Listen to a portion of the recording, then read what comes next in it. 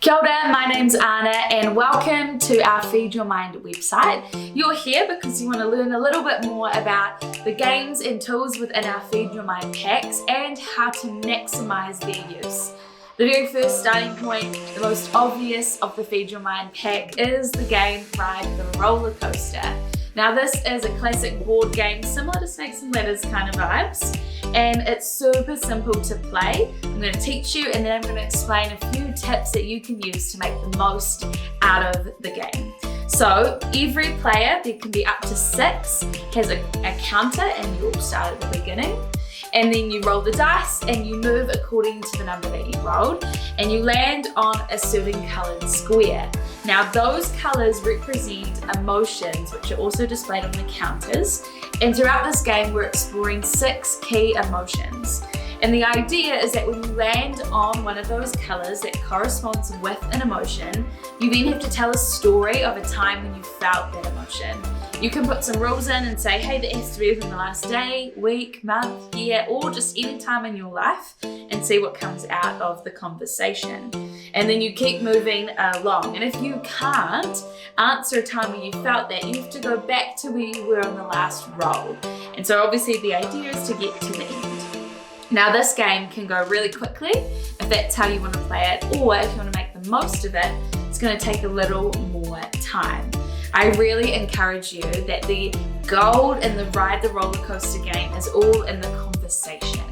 So this game is born out of this research that has established that the most critical way in which we can develop emotional resilience in our young people, adolescents, and in turn adults is by developing emotional vocabulary. That's the ability to say how you feel and why you feel it. And the research also suggests that if someone can describe how they feel and why they feel it, it gives them a way greater chance of making a healthy decision around what to do with those feelings.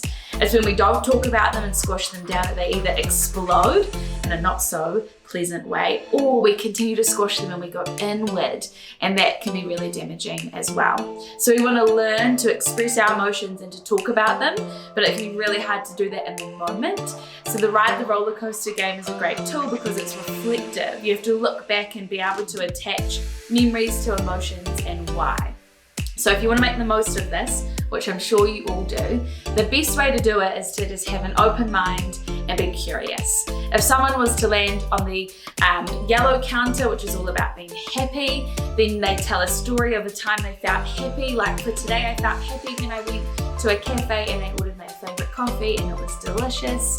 You could then ask a question of what is it about that cafe that makes you so happy, or that you love, or have you always felt happy when you drank coffee? When did that start? And you can have a whole dialogue to understand a person and a little bit more of their emotional makeup. Now this is easy to do with the positive emotions, not so easy to do with the negative ones, but just as important, if not more so. If someone was to land on the sad square and they had to tell a story of the last time they felt sad, or a time where they felt sad recently, it may be more in our nature to shy away from asking more about that situation, but you could ask a few subtle questions or even affirm, wow, that must have been really hard for you, or yeah, I can relate, I've experienced that, or what would have helped you in that moment, or what did you need in that moment?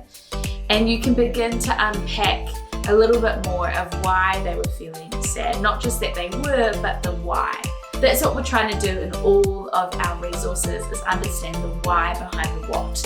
And if we can do that in our emotions, then we have such a high chance of navigating our emotional resilience and well-being in a really successful way. So if you'd like more about the Ride the Roller Coaster game, just get in touch, reach out. We'd love to chat with you further, but we hope you have such a blast playing this game with your whānau and seeing how it develops the skills and tools in your emotional vocab.